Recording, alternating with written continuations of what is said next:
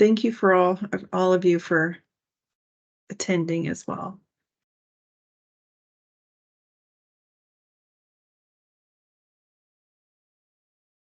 All right, so we're going to go ahead and talk a little bit about West Nile virus today. I am not an expert, but I do work with West Nile virus with cases in Boulder County. So hopefully I can answer your questions and bring a little bit more information to you about West Nile virus. So we're going to talk a little bit about contact information for Boulder County Public Health because that's changed. And then we'll get into West Nile virus and then any questions you may have, whether it's related to West Nile virus or anything having to do with Boulder County Public Health changes. So who's here? So you're looking at her. This is just me, Stacy. Will be working with the long-term care facilities in Boulder County. Now, of course, I work with a fabulous team of people that will have my back. And if anything happens where there's a large amount of outbreaks or concerns in long-term care, then those staff will be able to assist me. So my address has changed a little bit. Instead of .org, it's now .gov. But if you still have me in your email as .gov or .org, it will come across and I'll get that email. But from now on, my email address and any email address from Boulder County will be .gov. And that is the on-call phone number that's listed. And if for some reason I'm out, or if you need to talk to somebody right away, you can always use the EPI bouldercounty.gov email address or that number to get a hold of somebody right away. So, and what our role is, because we do know that the state covers all of the long-term cares when you have a COVID case or an outbreak. But we are here for anyone who is not a long-term care. So an independent living facility, adult daycares, that type of thing. We can do COVID, but we also are doing the non-COVID communicable disease questions, concerns, and outbreaks. And of course, we do emergency management for, hopefully, knock on wood, we won't see anything that we have to use our emergency management program for. Okay, so a little bit about West Nile virus history. It is the leading cause of mosquito-borne diseases in the United States. It's been documented around the world, but it was first detected in North America in 1999. And since then has spread across the continental US and in Canada. So a little bit about the numbers. This is only 2021 and 2022. Hey Stacy, it's Chris Campbell. Sorry to interrupt. Oh, sure. Were you trying to share a PowerPoint or anything? Because I don't see it. Oh, really? Hold on Yeah. a second. You know, I mean, I've been talking this whole time and nobody's seeing anything.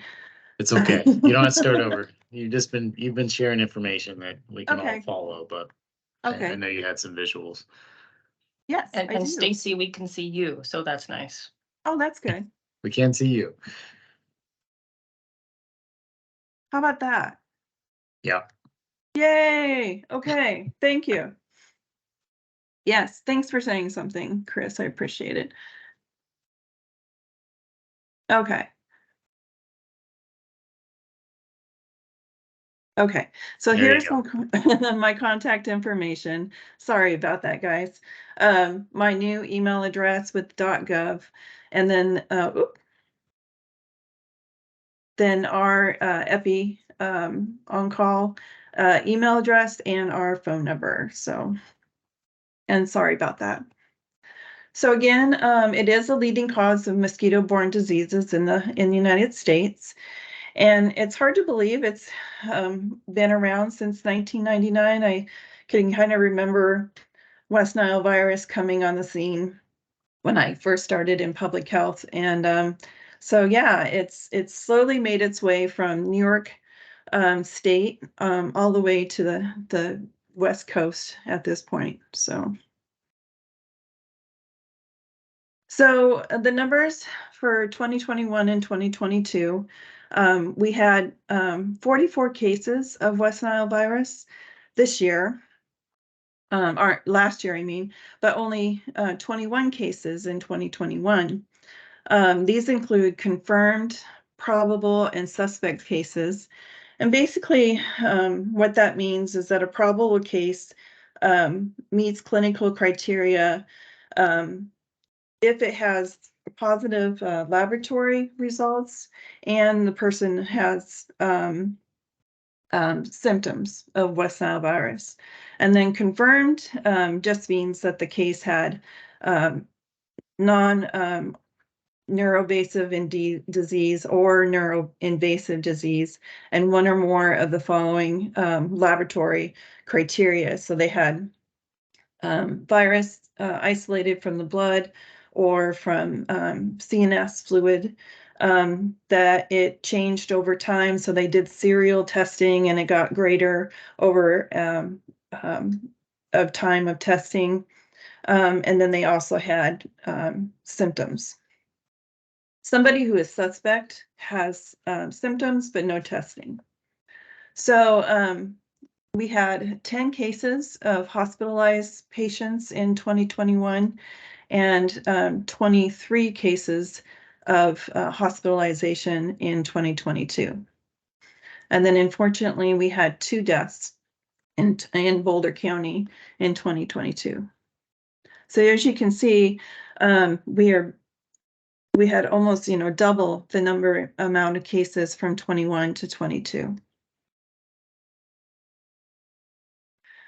And by hospitalization status, you can see that we had 38 cases that were hospitalized over 2021. Let's see here. And the proportion of cases that were hospitalized that had neuroinvasive disease was 33%. So.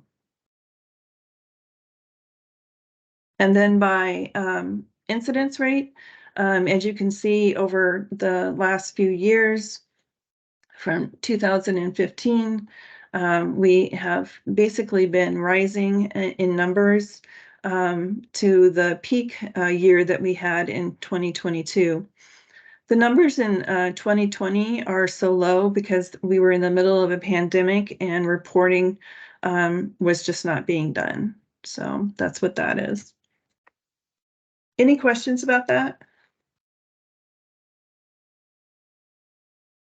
Currently, I wanted to kind of mention that to date, we have 36 human cases in Colorado reported, 2 in Boulder County, and then our surrounding counties, Larimer County had 8, or did. I don't know if those numbers have gone up today.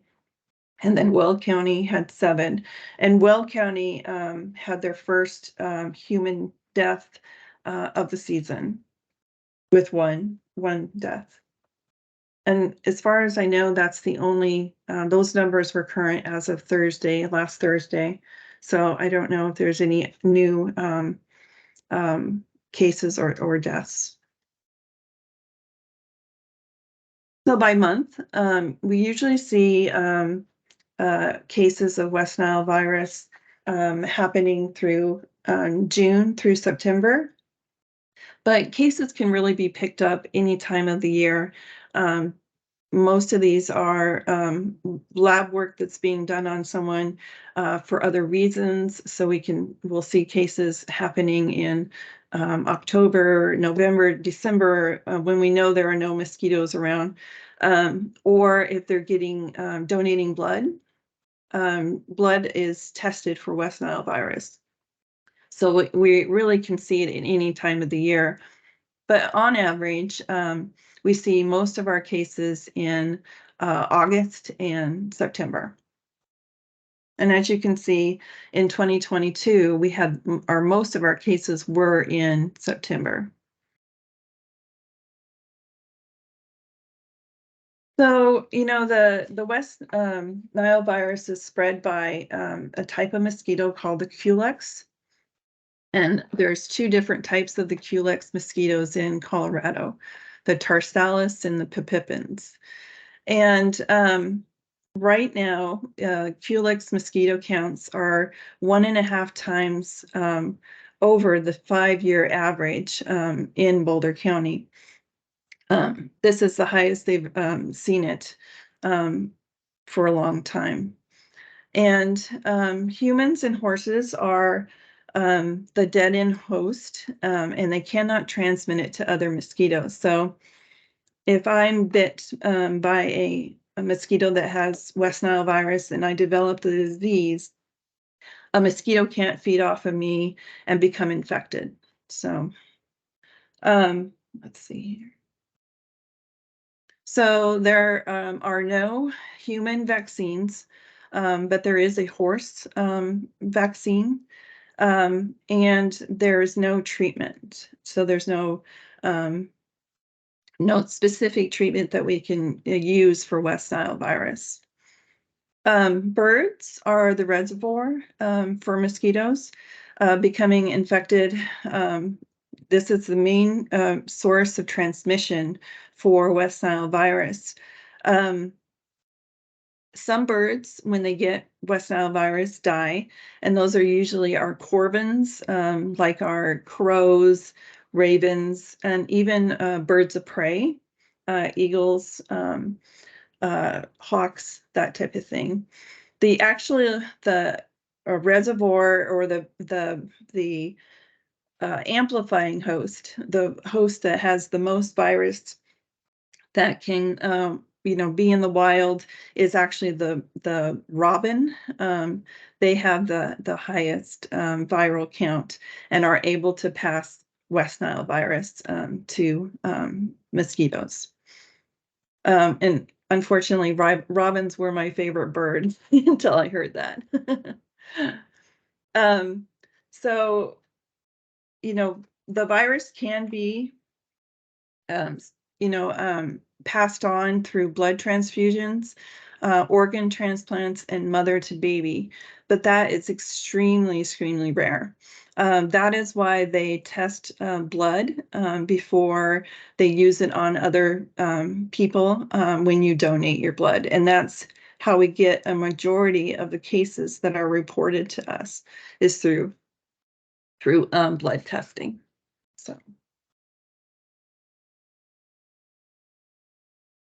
So good news is that 75 to 80% of all West Nile cases are asymptomatic.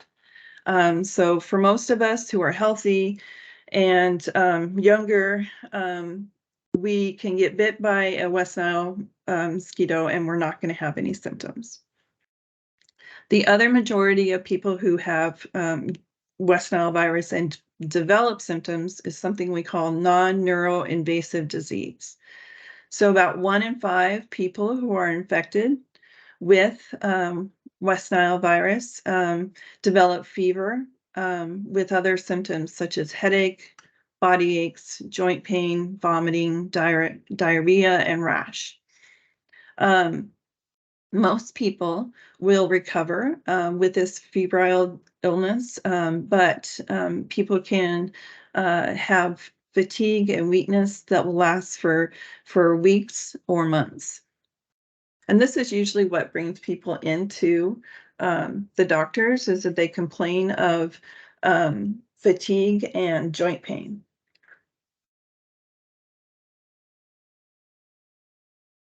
So neuroinvasive disease affects the central nervous system, and that happens in about 1 to 100 people that are bit by a West Nile mosquito.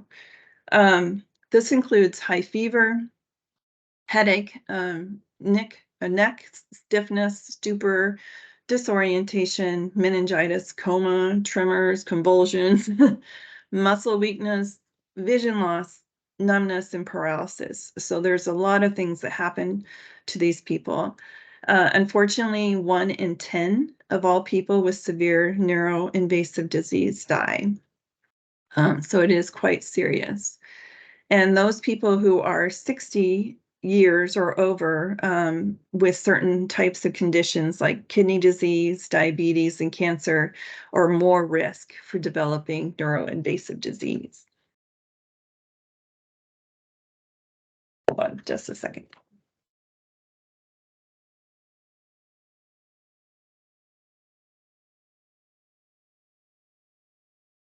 So how do we know if a person has West Nile virus?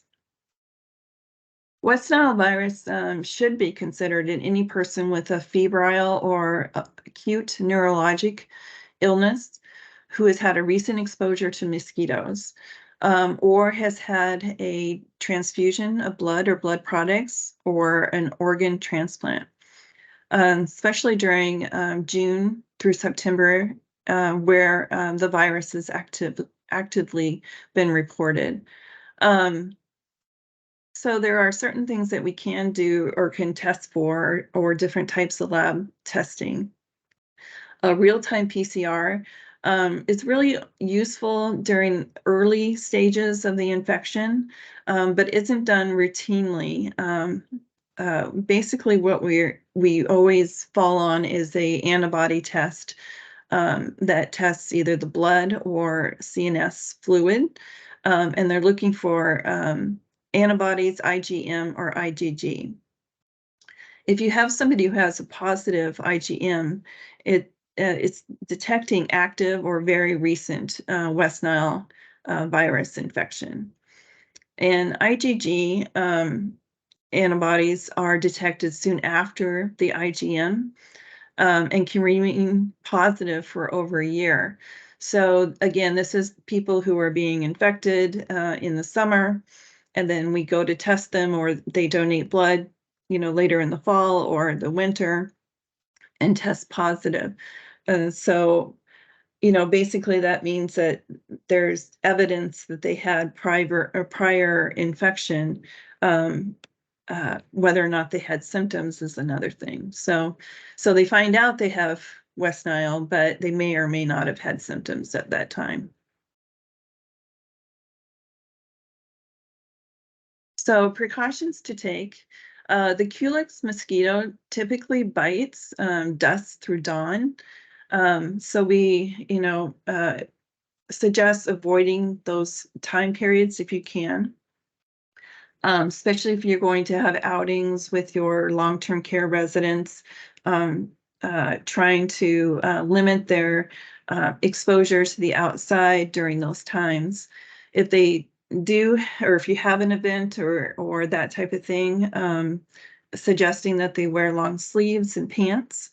They can also use a DEET containing product or Percardian, which is basically a pepper-derived repellent that they use. We don't use it as much in the United States, but they do use it in Europe quite a bit.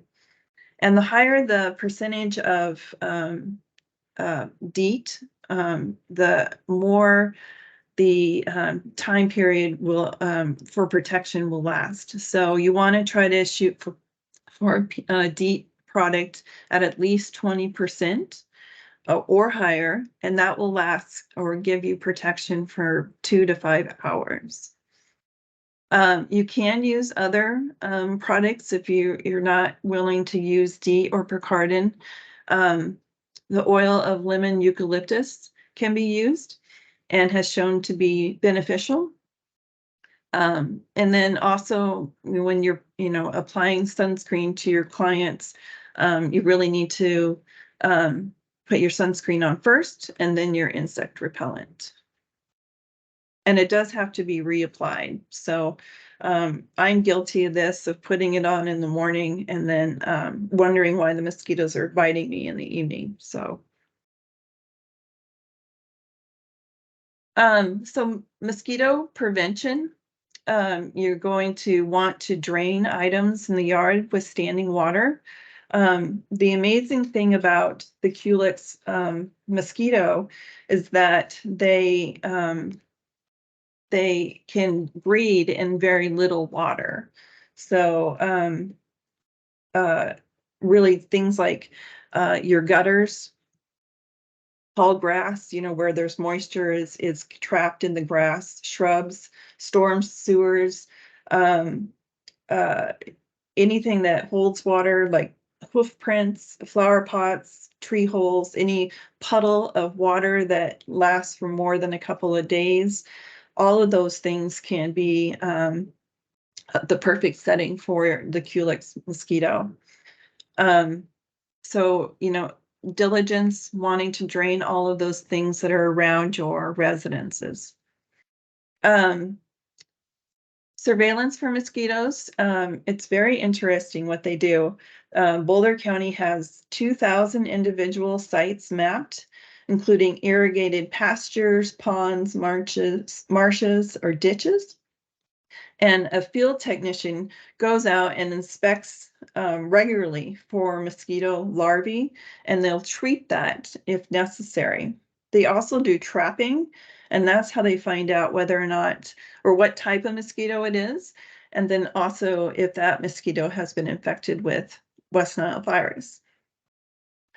We did have quite a few positive mosquito pools, but last week we actually had no positive pools identified. So that is a good sign that maybe we are past some of the West Nile vectors that are in Boulder County. So knock on wood. So local spraying can happen, and Boulder County doesn't use spraying as much as they use larvicides. And larvicides are basically a product that they place in water, just like the picture there. It's like what we call a donut. And that larvicide kills the larvae that are suspended in the water. So it's a great way to control the population without having to spray. Um, I live in Larimer County, and they do a fair amount of spraying there because I get alerts every time they start spraying. So some interesting things, as far as like dead bird testing, when West Nile virus actually became a thing in Colorado. And in Wyoming, where I am from, we used to do dead bird testing. We would have birds submitted to us, and then we'd send them to the state lab for testing for West Nile. But we don't do that anymore. We know that the Culex mosquito is in Boulder County. We know that West Nile virus is in the county, so we no longer test for that. We only test for those positive pools. And an interesting fact is that mosquitoes can lay their eggs and they'll go dormant in the winter. And then in spring or summer, when those eggs emerge, those mosquitoes who were laid by a West Nile positive mosquito will actually be positive when they emerge. So that's where we can possibly see early infection with humans. So, do you have any questions, Carol?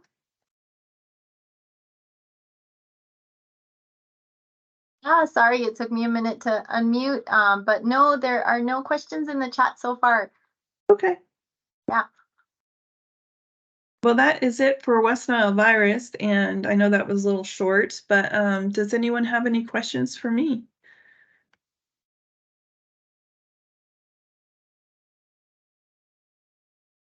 What about other questions? Anything for Boulder County while you have all of emergency management on the call and a couple of EPIs?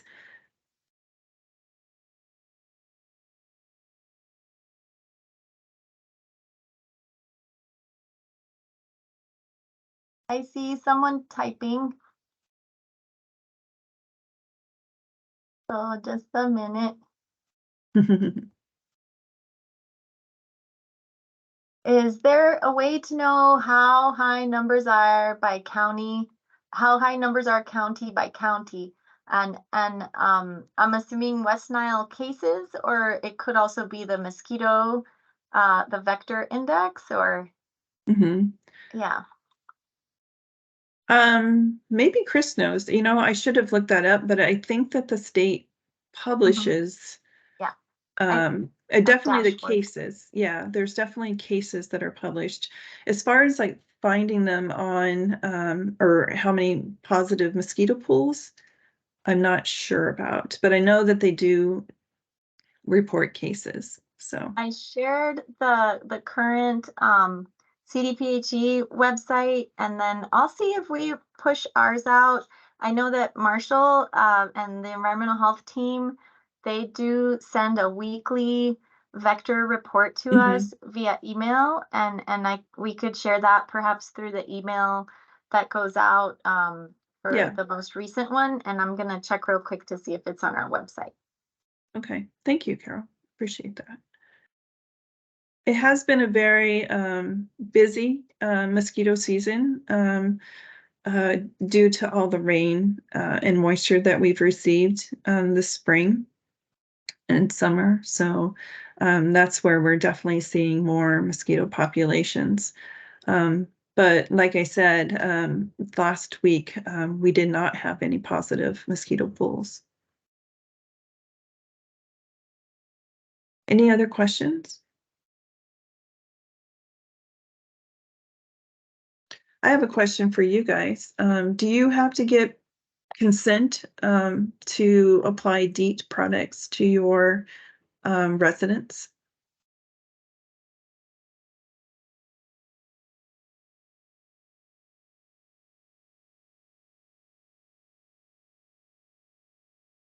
You would think so. Yeah. I mean, I guess consent by the resident is one thing. I'm just wondering about family consent.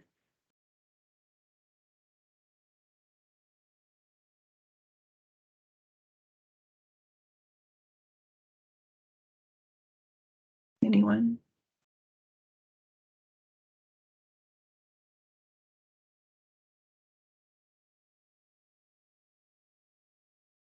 Carly's typing. Thank you, Carly. Here it's so I would think so, and it depends if the resident is Yep. not decisional. That's a good Mhm. point. Yeah. That's what I was wondering. And I did find that our vector report, the weekly vector report, is published on our website. And so I'm sharing It the is. link where the report is updated. And you can click on that link and you'll find the most recent week. It looks like the most recent one goes through August 12th. And so the recent week should be published probably by midweek. This week we'll get through August 19th, the Great. different report. Perfect. Thank you, Carol. For sure. And I Yeah. see that Carly Palmer shared in the chat, if a Yep. resident has some they would like to use, they're free to use it unless a doctor has prescribed it as an order to administer for going out. Yeah. And Great. on our vector report, I think I was out. I've been out for a bit, and I'm just wondering internally, maybe with Chris or Carrie or Stacy, that week 30 and part of week 31. So not last week, but those weeks. I guess even Prior. starting week 29, where our vector index was so high, Yeah. and that it was higher than we've ever seen. It seems like. Yeah. Right. Yeah, Any that is what Marshall said as well, is that it was so high that they had never seen that before. Yeah, and an interesting thing was if you click on that report, it looks like our total mosquitoes were lower than the 5-year average, but it's just those Culex mosquitoes that carry West Nile were a lot higher than average. So I wonder if Right. that had something to do with it, and if maybe, I don't know, that vector index calculation and Right. how it accounts for the Culex.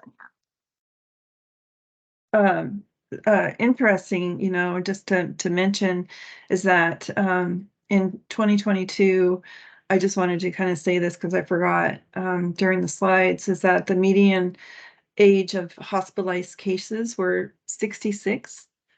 And about 50% of the hospitalizations occurred in individuals 65 and older. So, for some reason, last year, residents of Longmont were disproportionately affected as well. So, no reason or no way to know why that happened, other than maybe they just had more standing water and were, more prone to active mosquito breeding. But yeah, so it's definitely a disease of mid-age to older adults. And that's what we've been seeing. Currently, we only have the 2 cases that are confirmed. So. Yeah, Stacy and everybody, this is Carrie Middleton with Emergency Management.